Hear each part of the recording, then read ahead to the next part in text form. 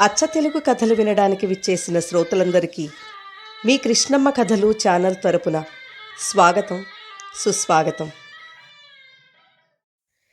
ఈ వీడియోలో మీరు వినబోతున్న కథ పేరు ఈక్వల్ బిఫోర్ లా. రచన శ్రీ ఆదెళ్ల శివకుమార్ గారు. ఇక కథలోకి వెళ్ళిపోదామా? మీకు ఎన్నిసార్లు చెప్పినా సిగ్గు శర ఉండదా? నడి రోడ్డు మీద అర్ధనగ్న నృత్యాలు చేయడానికి మానవ అభిమానం ఏమీ అడ్డు రావడం లేదా? లేకపోతే పోలీసులు ఏం చేస్తారులే అనే కండకావరమా? నేను గట్టిగా అరిచేసరికి నా ముందు నిలబడ్డ వాళ్ళు గజగజమంటూ వణికారు. చౌకబారు చమ్కీ దుస్తులు, ముఖాలకు విపరీతమైన మేకప్తో జుగుప్సాకరంగా ఉన్నారు. తల వంచుకుని మౌనంగా ఉండిపోయారు. అడుగుతూ ఉంటే మాట్లాడరేంటి? రికార్డ్ డాన్సులు మానేయమని 2 నెలల క్రితం పట్టుకున్నప్పుడు చెప్పానా లేదా? చెప్పారు దొరా. మరెందుకు మానేయలేదు? కోపంగా అడిగాను. మాకు ఈ పని తప్ప ఇంకేదీ రాదు దొరా. మీ కారణంగా కుర్రాళ్ళెంత చెడిపోతున్నారో తెలుసా మీకు? భారతీయ సంస్కృతి సాంప్రదాయాలను సర్వనాశనం చేస్తున్నారు మీరు. కనీసం 5 ఏళ్లు లోపలేయాలి మిమ్మల్ని. మరింత కోపంగా అన్నాను. జడ్జి గారు ఫైన్ వేసి వార్నింగ్ ఇచ్చి వాళ్లను వదిలేస్తాడని నాకు తెలుసు. న్యూసెన్స్ కేసు పెట్టడం తప్పించి ఇంకేమీ చేయలేని పరిస్థితి. రికార్డింగ్ డాన్సులంటే పోలీసులకు తల ప్రాణం తోకకొస్తుంది. విపరీతంగా త్రాగేసి కుర్రకారు హద్దులు దాటి రెచ్చిపోతూ ఉంటారు. ఆ ఉత్సాహం, హడావుడి, గందరగోళాలు లా అండ్ ఆర్డర్ ప్రాబ్లంగా పరిణమించిన సందర్భాలు ఎన్నో. ఏం చేస్తున్నారో తెలియని జనం గొడవలు, ఘర్షణలకు దిగుతూ ఉంటారు.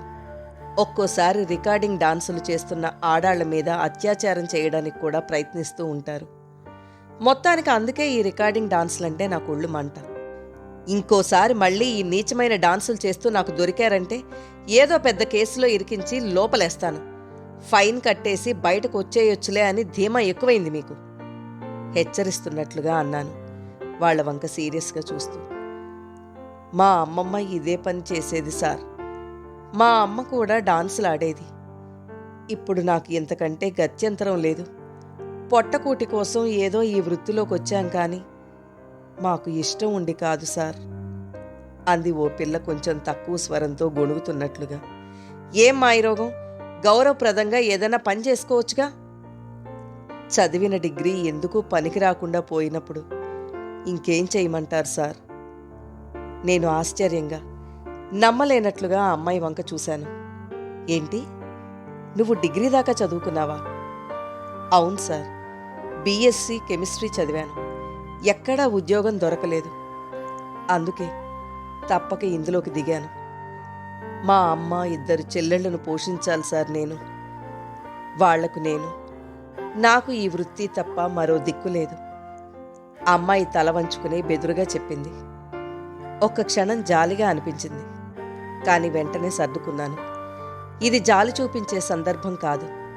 పోలీసులు జాలి ప్రదర్శిస్తే తప్పులు చేసేవాళ్లు దాన్ని అలుసుగా తీసుకుని రెచ్చిపోతుంటారు. అందుకే కఠినంగా వ్యవహరించక తప్పదు. ఇదే ఫైనల్ వార్నింగ్. మరోసారి ఇటువంటి చండాలపు డాన్సులు చేస్తూ దొరికారంటే మాత్రం అంటూ ఏం జరుగుతుందో మీరే ఊహించుకోండి అన్నట్లుగా వార్నింగ్ ఇచ్చాను. రికార్డింగ్ డాన్స్ ట్రూప్ను నేను హెచ్చరిస్తున్న సమయంలో కానిస్టేబుల్స్ అక్కడ నిలబడి ఆసక్తిగా గమనిస్తున్నారు. ఎందుకో నాకు వాళ్ళని చూస్తుంటే చిరాగ్గా, అసహ్యకరంగా అనిపించసాగింది. ఎంత వృత్తి అయితే మాత్రం బూతుపాటలకు అర్ధనగ్నంగా స్టేజ్ ఎక్కి డాన్సులు చేయడం ఏంటి? స్త్రీ అంటే ఎంత గౌరవంగా, పవిత్రంగా ఉండాలి. మొత్తం స్త్రీ జాతికే తలవంపులు తెస్తున్నారు వీళ్ళు. ఎన్ని హెచ్చరికలు చేసినా మళ్లీ మామూలే. కోర్టులో ఫైన్ కట్టేసి తిరిగి ఇంకెక్కడో ఇటువంటి నీచమైన డాన్సులు చేస్తూనే ఉంటారు. జన్మలో వీళ్ళకి బుద్ధి రాదు.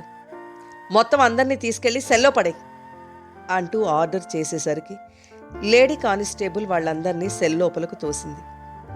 చందానగర్ మర్డర్ కేసు ఇన్వెస్టిగేషన్ ఎంతవరకు వచ్చింది? హెడ్ కానిస్టేబుల్ని అడిగాను టీ తాగుతూ. ఐడి పార్టీ కానిస్టేబుల్స్ తిరుగుతున్నారు సార్. 2 రోజుల్లో క్లూ దొరకొచ్చు, హెడ్ కానిస్టేబుల్ వినయంగా చెప్పాడు. సమాజంలో రోజురోజుకి క్రైమ్, అరాచకాలు పెరిగిపోతున్నాయి. పోలీసులంటే జనం భయం నటిస్తున్నారు కానీ నిజమైన భయం ఉంటే ఇన్ని ఘోరాలు ఎందుకు జరుగుతాయి? పోలీసులు నిజాయితీగా ఉంటే సొసైటీలో ప్రక్షాళన తేలిగ్గా సాధ్యపడుతుంది. కానీ పిల్లి మెడలో గంట ఎవడ కడతాడు? సార్, నేను ఆలోచనల్లోంచి తేరుకుని హెడ్ కానిస్టేబుల్ వైపు చూశాను. రికార్డింగ్ డాన్సర్ల కారణంగా నాలో కలుగుతున్న అసహ్యం చిరాకులను గమనించాడనుకుంటాను. తమరు కొత్తగా డ్యూటీలో చేరారు కాబట్టి ఎక్కువగా ఆలోచిస్తున్నారు. వీళ్ళు ఈ జన్మలో మారరు సార్. మీరు అనవసరంగా బుర్ర ఖరాబు చేసుకోవడం అనవసరం. తమరికి ముందున్న ఎస్ఐ గారైతే ఇలాంటి ట్రూపులను పట్టుకోగానే పోలీస్ స్టేషన్లో వాళ్ల చేత ఓ గంటసేపు డాన్సులు చేయించుకుని ఆనందించేవాడు. హెడ్ కానిస్టేబుల్, స్టేషన్ ఎస్ఐ మరీ సున్నితంగా, సెంటిమెంటల్గా ఉంటే ఏం జరుగుతుందో చెప్తుంటే నేను పరధ్యానంగా వినసాగాను. ట్రైనింగ్ ముగించుకుని ఎస్ఐగా డ్యూటీలో చేరి 5 నెలలు దాటుతోంది. స్టేషన్కొచ్చే కేసులు, సమాజంలో జరుగుతున్న నేరాలు, ఘోరాలను చూస్తుంటే నాకే భయం వేస్తోంది. సిటీ శివార్లలో ఉండే పోలీస్ స్టేషన్ మాది. ఇక్కడ పరిస్థితి ఇలాగ ఉంటే సిటీలో పరిస్థితి ఇహ ఊహించుకోవడం కష్టం. నా టేబుల్ మీదున్న ల్యాండ్లైన్ మోగేసరికి నేను ఫోన్ ఎత్తి ఎస్ఐ హియా అన్నాను. అవతల స్వరం వినగానే ఒక్కసారి అటెన్షన్లోకి వచ్చి గుడ్ మార్నింగ్ సార్ అని విష్ చేశాను. Very good morning. నీ గురించి చాలా మంచి ఫీడ్బ్యాక్ వస్తోంది. సిన్సియర్గా డ్యూటీ చేస్తున్నావని అందరూ నీ గురించి గొప్పగా చెప్తున్నారోయ్. నా పై అధికారి ప్రశంసాపూర్వకంగా చెప్తుంటే మనసు కొంచెం శాంతించినట్టుగా అయిపోయింది. అంతా తమరి అభిమానం సార్ అన్నాను వినయంగా. Very good, keep it up. సాయంత్రం 5 గంటల నుంచి కే కన్వెన్షన్ సెంటర్ దగ్గర బందోబస్తు అలర్ట్గా ఉండాలి. చాలామంది సెలబ్రిటీలు, విఐపీలు వస్తున్నారు అక్కడికి. ఏమాత్రం తేడా జరిగినా డిపార్ట్మెంట్కి చెడ్డ పేరు వస్తుంది. నేను స్వయంగా మొత్తం అంతా నిర్వహిస్తాను సార్. నీ మీద నాకు ఆ మాత్రం నమ్మకం ఉందిలే. సెక్యూరిటీ ఫుల్గా పెట్టు, లేకపోతే హోమ్ మినిస్టర్ నుంచి ఫోన్లు వస్తాయి. టేక్ కేర్ అంటూ నా పై అధికారి ఫోన్ కట్ చేశాడు. కే కన్వెన్షన్ సెంటర్ మా స్టేషన్ పరిధిలోనే ఉంది. సాధారణంగా అక్కడ పార్టీలు, ఫంక్షన్లు, సినిమాల ఆడియో లాంచింగ్లు జరుగుతూ ఉంటాయి. అక్కడికొచ్చే సెలబ్రిటీలు, విఐపీలను చూడ్డానికి జనాలు ఎగబడుతూ ఉంటారు. అందుకే పోలీస్ సెక్యూరిటీ బందోబస్తు తప్పనిసరి. నెలలో 2-3 సార్లు మాకు తప్పది డ్యూటీ. కాకపోతే ఈసారి స్వయంగా నా పై ఆఫీసర్ ఫోన్ చేసి చెప్పేసరికి మరింత అలర్ట్గా ఉండాలని డిసైడ్ అయ్యాను. సాయంత్రం 5 గంటలు దాటుతోంది. దేశంలో ఇంతమంది పని పాట లేకుండా తిరుగుతున్నారా అనిపిస్తుంది అక్కడ పరిస్థితి చూస్తూ ఉంటే. ఎక్కడ చూసినా జనమే. ప్లాట్ఫారాల మీద, గోడలు ఎక్కి ఆఖరకు ఆ ప్రాంతంలో ఉన్న చెట్ల మీద కూడా చేరారు జనం. విపరీతమైన రద్దీ, ట్రాఫిక్ జామ్. ముఖ్యంగా కుర్రకారు హడావుడి, సందడి అయితే చెప్పనక్కర్లేదు. దేశ జనాభాలో ఎక్కువ మంది యువతరం ఉందని మనం సంబరపడుతున్నాం. కానీ ఆ యువతరం ఇలా టైంపాస్ చేస్తుంటే దేశం ఇంకేం పురోగమిస్తుంది? పోలీసులు లాఠీలు పట్టుకొని వెంటబడి తరుముతుంటే వాళ్ళకదంతా ఏదో వినోదంగా, ఆటగా ఉంది. కానీ ఏమాత్రం అవమానకరంగా ఫీల్ కావడం లేదు. ఇంతమంది జనాలను చూస్తుంటే ఆందోళనగా, చాలా అసహనంగా అనిపిస్తుంది నాకు. బందోబస్తు ఏర్పాట్లు ఎలా ఉన్నాయని మా పై అధికారి గంటకోసారి ఫోన్ చేస్తున్నాడు. ఇక్కడ చూస్తే పరిస్థితి ఈ విధంగా ఉంది. మా సిబ్బందికి ఇంతమంది జనాల్ని కంట్రోల్ చేయడం అనేది తలకు మించిన భారంగా మారింది.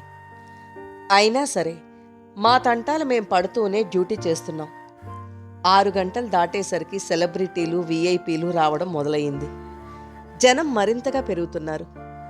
పోలీసులు ఎంత కంట్రోల్ చేయాలని ప్రయత్నిస్తున్నా సాధ్యం కావడం లేదు. జనం వెంటపడి మైల్డ్గా లాఠీచార్జ్ చేయమని సిబ్బందిని ఆదేశించాను. దాంతో 1 గంట తర్వాత పరిస్థితి కొంచెం అదుపులోకి రావడంతో తేలిగ్గా ఊపిరి పీల్చుకున్నాను. లోపల ఫంక్షన్ మొదలైనట్లుంది. జనం తాలూకు చప్పట్లు, కేరింతలు తారాస్థాయిలో వినిపిస్తున్నాయి. సెలబ్రిటీలు స్టేజ్ మీదకు వచ్చినప్పుడల్లా జనం ఉత్సాహం పట్టలేక కేరింతలు కొడుతున్నారు. రాత్రి 9 గంటల సమయంలో సాంస్కృతిక కార్యక్రమాలు మొదలయ్యేసరికి జనం తారాస్థాయికి వెళ్ళిపోయారు. ఆడిటోరియం బయట జనం తాలూకు రద్దీ పూర్తిగా కంట్రోల్లోకి వచ్చిన తర్వాత నేను ఆడిటోరియం ప్రాంగణంలోకి ప్రవేశించాను. కార్యక్రమాలు పూర్తయ్యేసరికి కనీసం మరో 2 గంటల సమయం పడుతుందని అర్థమవుతూనే ఉంది. ఎక్కడా ఏ పొరపాటు జరగకుండా విజయవంతంగా బందోబస్తు నిర్వహించి మా పై అధికారి మెప్పు పొందాలన్నది నా తపన. స్టేజీ మీద సాంస్కృతిక కార్యక్రమాలు మంచి పతాక స్థాయిలో ఉన్నాయి. ప్రెస్ రిపోర్టర్స్, టీవీ ఛానల్స్ ప్రతినిధులు జరుగుతున్నదంతా లైవ్ టెలికాస్ట్ చేస్తున్నారు. చాలామంది ప్రముఖులు, వీఐపీలు ఉన్న ఆ కార్యక్రమంలో ఉపన్యాసాలు పూర్తయిన తర్వాత నృత్య ప్రదర్శన మొదలయ్యింది.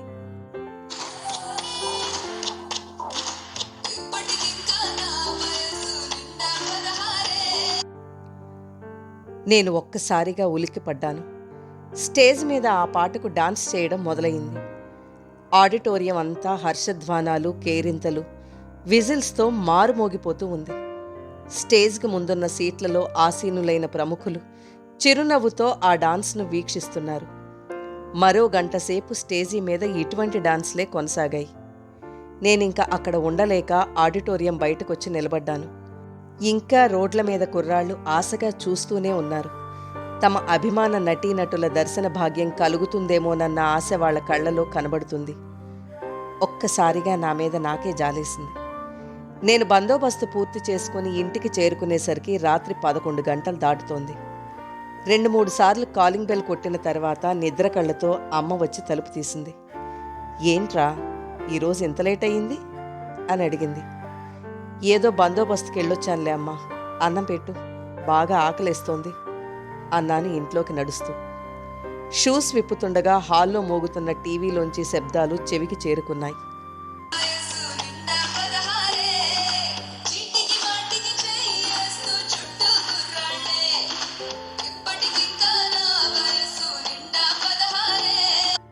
నేను మళ్లీ ఉలిక్కిపడి గబగబా హాల్లోకి వెళ్ళి చూశాను.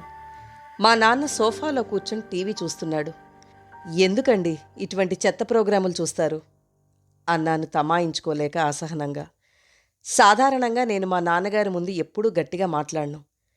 కానీ ఈరోజు నాలో అసహనం, కోపం, ఉక్రోషం పొంగి పొరలుతున్నాయి. బాగుందిరా నువ్వు చెప్పేది, పెళ్లి చేసుకోమంటే చేసుకోవు, కోడలి పిల్ల ఇంట్లో ఉంటే మాకు సందడిగా ఉంటుంది, తోచకపోతే ఏం చేయమంటావు చెప్పు, అందుకే టీవీకి అతుక్కుపోతున్నాం మా అమ్మ డైనింగ్ టేబుల్ దగ్గర భోజనం వడ్డిస్తూ చిరాకు నిండిన స్వరంతో అంది. ఏం సమాధానం చెప్పాలో తెలియక నోరు మూసుకున్నాను. అదేంట్రా, బాగా ఆకలిగా ఉందని చెప్పి 2 ముద్దలు తిని లేచిపోయావు మా అమ్మ ఆప్యాయంగా మందలిస్తుంటే, నిద్రొస్తోందమ్మా, వెళ్ళి పడుకుంటాను అని నా బెడ్రూంలోకి వచ్చి బెడ్ మీద వాలిపోయాను. మనసు అశాంతిగా, ఆందోళనగా ఉంది. ఎంత ప్రయత్నిస్తున్నా నిద్ర మాత్రం రావడం లేదు. ఆలోచనలు కెరటాల్లా ఉద్ధృతంగా మనసుని తాకుతూనే ఉన్నాయి. అసలేం జరుగుతోంది ఈ సమాజంలో? నిన్న రాత్రి రికార్డింగ్ డాన్సులు చేస్తున్నారని పోలీసులు రైడ్ చేసినప్పుడు వాళ్ళు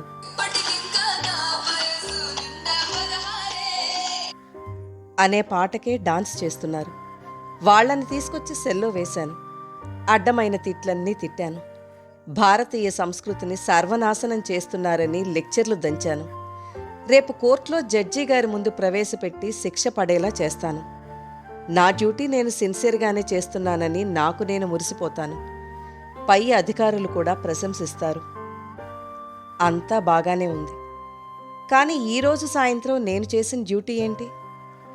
ఏ పాటకు రికార్డింగ్ డాన్సర్లు నృత్యాలు చేశారో అదే పాటను ఖరీదైన ఆడిటోరియంలో ప్రముఖులందరూ చూస్తూ ఆనందిస్తుండగా నేను బందోబస్తు డ్యూటీ చేసొచ్చాను.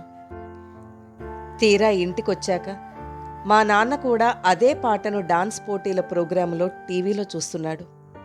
అంటే అదే పాటను లక్షల మంది ప్రేక్షకులు టీవీల్లో చూసి ఆనందిస్తున్నారు. ఖరీదైన వేదికల మీద ప్రదర్శిస్తూ ఉంటే పోలీసులు సెక్యూరిటీ కల్పిస్తున్నారు. కానీ అదే పాటను పొట్టకూటి కోసం, కేవలం బ్రతకడం కోసం గత్యంతరం లేక కొందరు పేదవారు డాన్సులు చేస్తుంటే అదో ఘోరమైన పాపం, నేరంలా అరెస్ట్ చేసి తీసుకొచ్చి కోర్టు ముందు నిలబెడుతున్నాం. సమాజంలో ఒక పని ఒకరు చేస్తే తప్పు, ఇంకొకరు చేస్తే ఒప్పు ఎలాగవుతుంది?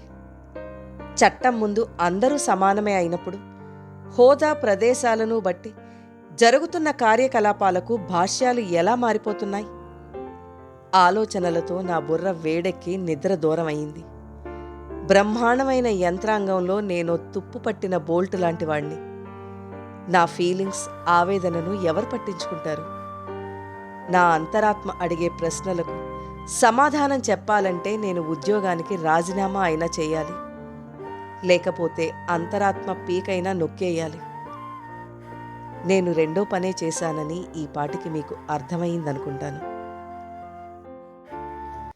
కథ నచ్చితే తప్పకుండా లైక్ చేయండి. మీ ఫ్రెండ్స్కి షేర్ చేయండి. అలాగే ఈ ఛానల్ను ఇంకా సబ్స్క్రైబ్ చేసుకోని వారు వెంటనే సబ్స్క్రైబ్ బటన్ నొక్కండి. నోటిఫికేషన్స్ కోసం బెల్ ఐకాన్ క్లిక్ చేయండి. కథలో మీకు నచ్చిన అంశాలను అలాగే మీ సలహాలను సూచనలను కామెంట్స్ రూపంలో తప్పక తెలియచేయండి. మరో మంచి కథతో నెక్స్ట్ వీడియోలో మళ్ళీ కలుద్దాం. అందాక బాయ్ ఫ్రెండ్స్.